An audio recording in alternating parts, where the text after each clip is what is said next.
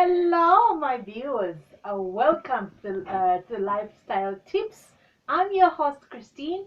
For those that have been following my previous videos, I want to welcome you back. And for those that are joining me for the first time, I want to say welcome. Now, for today, we're gonna have I have a neat topic we're gonna be discussing. So, just by the look of this, I'm gonna let you take a guess and tell me, take a moment, take a guess, and tell me what you think we're going to be talking about. All right, so if your guess is sleep, you're right. And we're going to talk about how to get some good sleep. How many of us lack good sleep? You know, you go in, you go toss, um, you toss left and right in the bed, and by the time the morning by the morning hours, you only realize you got some few hours of sleep. Well, for today's topic, I'm going to be talking just about that, and we're going to find ways that help us get some good night sleep. I hope you're ready. I'm ready. Let's roll. Okay, so as you know, I collect, I read several magazines and reputable magazines, and I collect important information that you and I can use on a day-to-day basis. So for today's topic, I'm gonna be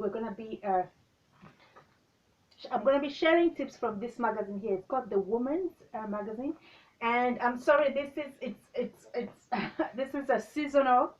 It's a this particular edition was made on for the Halloween season. So that really doesn't matter to us because the points in here are still valid. So let's make ourselves comfortable and let's go. All right. So what we're gonna be talking about is your best night sleep ever. And uh, before I get into the juicy part, or before I get to the juicy part, I'm gonna read, as usual, I'm gonna read a little bit into today's topic before I share the tips, and then we'll take it from there. So hang in there, let's go. Okay, it's no secret that a night of deep zzz can transform you into a whole new woman or man. And these 6 tools will help you snooze more soundly. The best, more soundly. The best news is that you probably already own a few. To drift off faster and stay asleep longer, whether you're in your own bedroom or traveling. Add some or all of these savvy options to your arsenal for better rest. All right? Okay, so tip number 1. Now, today's tips are going to come in handy, especially for young mothers, if you have some young ones, and sometimes they don't, like if you have like newborn babies, they're very predictable, right? So it's hard sometimes to get some sleep. But if you're not getting enough sleep for any other reasons, these tips are going to come in handy. All right, so number 1, a new bulb. And as I quote, the light in traditional bulbs react with the cells in your eyes and tells your brain to stop producing melatonin, a hormone that your body makes to regulate your sleep cycle, says Michael Buse, a PhD in space, a PhD holder and a sleep specialist in Scottsdale, Arizona. That's why you should consider a filtered light bulb like the definitely digital good night LED bulb. Now we have to put into consideration that this magazine, this edition is it's a 2015 edition. So I'm reading the tips as they are, but you may want to look, if you're considering, getting some of using some of the tips here. You may want to go online and figure out, try to see if you can get some of the items that are already mentioned here, or some of them might be already upgraded, right?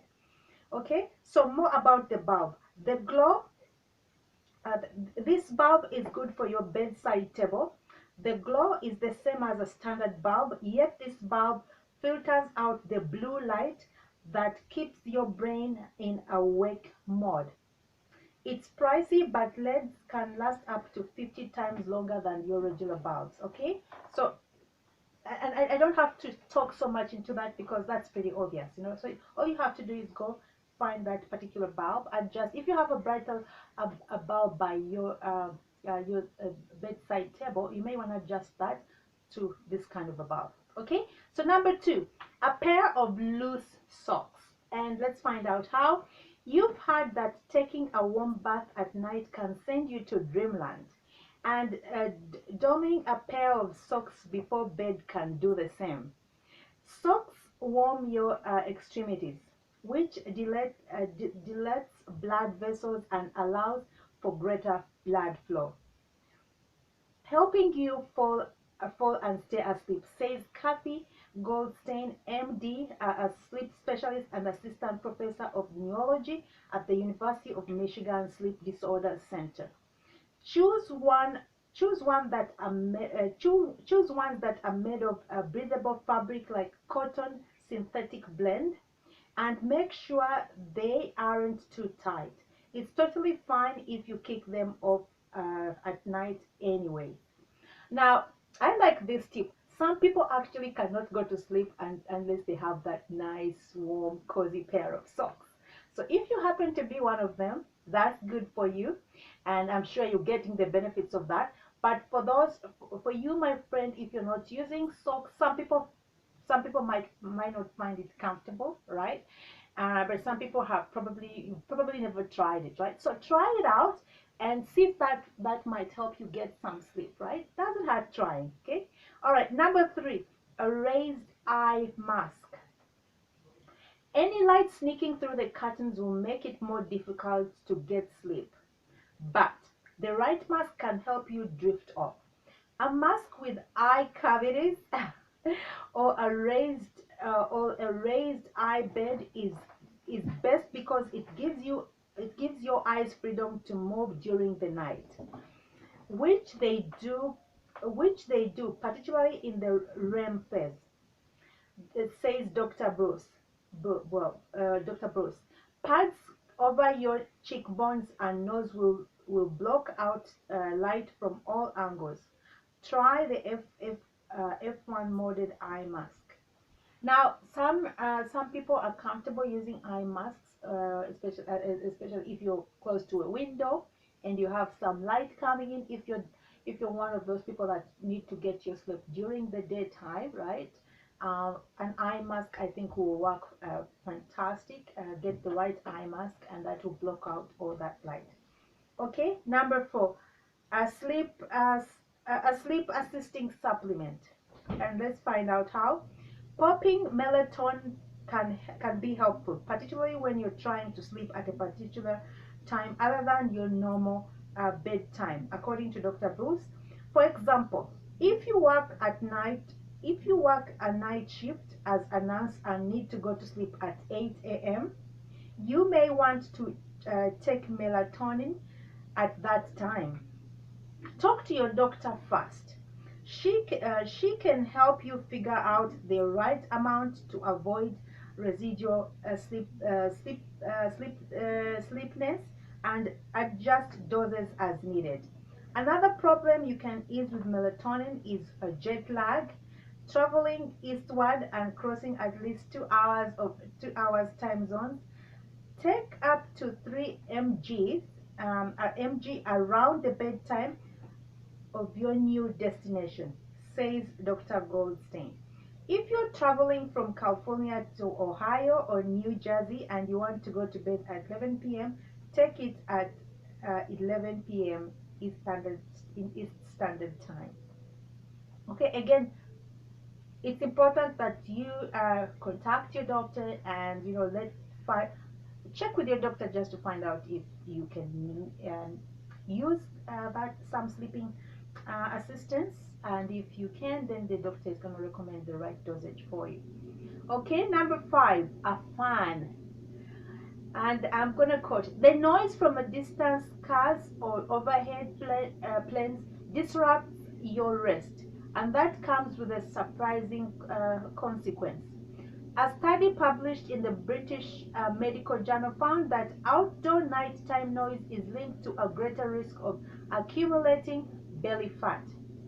That's possibly because the din interferes with your sleep, in turn affecting appetite regulating hormones. A simple solution: turn on a fan which will drown out other sounds. Let me know if you try that out, and just share with us if that actually works out well for you. Okay, and number 6, a notebook. Many people lie in bed worrying, but that's the single worst time to ruminate because it keeps you up. Instead, practice scheduled worry. Plan a time away from bed to write down anything you're stressing out, like items you have to buy or errands you need to run, says Goldstein. Writing it down at the end of the day helps you get the stressful thoughts out of your brain to make room for relaxation. Okay, so if you, this kind of reminds me of this commercial I've seen on TV. This guy is in bed, and he's thinking about the mechanic, he's thinking about the window fixture, he's thinking about the car and all that. It's a commercial, but it's a good commercial. So if you're that kind of person, and I'm sure most of us, have this moment when once you get in bed, that all these thoughts, things that you should have done, things that you need to do, things that you need to take care of, all come to mind. So if you're into that situation, my understanding of this is that get a notebook, write down the things that are on your mind, things that you need to take care of, and then that might help you actually relax. That's a good tip. I'm gonna consider that. Okay, and lastly, eat to snooze. Let's find out why. Because sometimes don't sleep. You have to give. There has to be a gap between the time you eat and the time you go to sleep, right? So let's find out what this is all about. A perfect sleep-inducing dinner contains two things: lean protein like tofu, roasted turkey, and salmon, I beg your pardon, and complex carbohydrates like lentils, sweet potato, and quinoa. The combo has been shown to stimulate calming neurotransmitters that help you doze off, says Christine Kirkpatrick, RD Manager of Wellness Nutrition Services of the Cleveland Clinic. Now, here are the meals you want to avoid. One that's high in saturated fat, like fish and chips or a burger and fries. Your digestive system will work overtime to break down these foods, keeping you up late. Plus, saturated fat may mess with the balance of the bacteria in your gut, which would lower the production of serotonin, a hormone that relaxes the body, according to new research published in the journal Cell. All right, my viewers, so that's been it. The last point is pretty clear. Certain foods you want to avoid before you go to bed, and there are certain foods that you want to take that will get you to sleep close to your bedtime. But these are pretty obvious. I don't have to repeat them. I want to thank you so much for tuning in. As always, it's been my pleasure to share these tips with you. I hope you find them helpful. Please don't forget to, if you have any comment or any other tips that relate to today's topic, please don't forget to comment right in my comment box. And don't forget to subscribe. But most important, don't forget to share with friends that might find these tips important. And don't forget to like. All right.